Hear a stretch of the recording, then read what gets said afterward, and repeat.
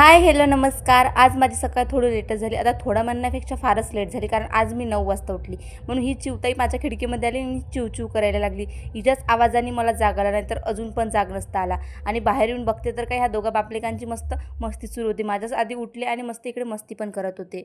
आता म्हटलं झोपून तर खूप लेट उठले, त्यामुळे चाय स्किप केला आणि आधी तर नाश्ताच बनवायला घेतला. नाश्त्यामध्ये इकडे छान शेवळ्या बनवल्या होत्या आणि या श्रीनूचे मामाही पण आले होते आतूला घ्यायला. त्यामुळे मामाईने इकडे छान लिच्ची आणल्या होत्या, म्हणून मुलांना धुवून दिल्या आणि खायला पण दिल्या. आता मी दुपारचं तर काही शूट केलं नाही, पण सायंकाळच्या टायमाला आमची आतू गावाला चालली होती. आणि हा कोणाला न घाबरणारा माझा बच्चू मामाईला बघून एवढा जास्त घाबरतो की जेव्हापासून मामाई आले तेव्हापासून एका रूममधून दुसऱ्या रूममध्ये गेले आणि जबरदस्तीने नेलं तर असा रडारड सुरू होता. आतूला इकडे बाय बाय केला आणि आतू आपल्या गावाला गेली. आणि इकडे माझा बाबू पळत पळत गेला. याच्याच मागे मी गेली आणि हा मला दाखवते की आई बघ झाडावर काहीतरी आहे. आणि सायंकाळचे 6:45 वाजले तरी पण एवढा जास्त उजेड होता आणि मौसम पण खूप छान झाला होता. आणि इकडे माझा नवरा बोलतो की आधी तर व्हिडिओ बंद कर, नाही तर मागच्या मागे पडशील तर मला कसं माहीत होणार. मी म्हटलं गप्प बसा.